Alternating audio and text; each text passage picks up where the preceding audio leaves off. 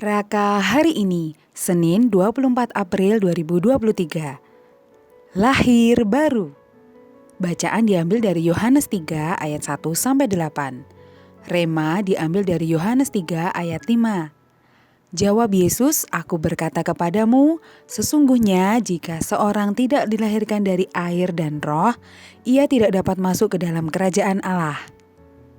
Shalom sahabat Fligo. Hari ini kita akan belajar tentang arti lahir baru secara roh untuk menjadi anak Allah. Saat kita berada di dunia, ada dua macam kelahiran yang dapat kita ketahui. Yang pertama, kelahiran fisik atau saat kita terlahir di dunia sebagai seorang bayi, dan yang kedua, kelahiran baru secara spiritual. Tetapi masih banyak di antara kita yang belum memahami kelahiran baru secara spiritual ini loh.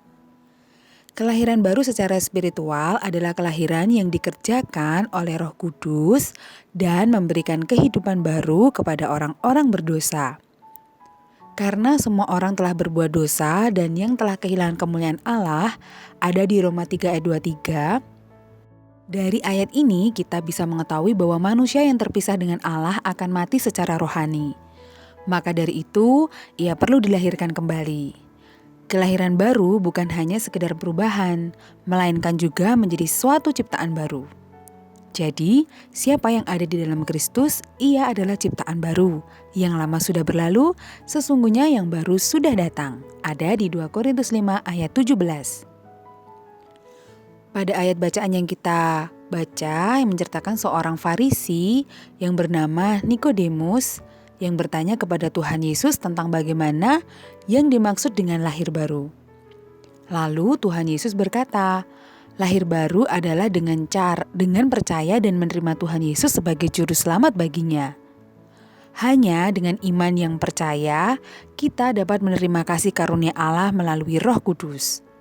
Saat kita menerima karunia kuasa Roh Kudus, maka saat itu juga kita akan terlahir sebagai ciptaan baru menjadi anak Allah. Yuk kita berdoa bersama. Tuhan Yesus, terima kasih atas kasih karunia-Mu yang begitu besar. Tuhan, aku mau mengalami lahir baru dan menjadi anak Allah yang kudus. Penuhi aku dengan Roh Kudus-Mu. Pimpin aku di setiap langkahku. Di dalam nama Tuhan Yesus aku berdoa. Haleluya.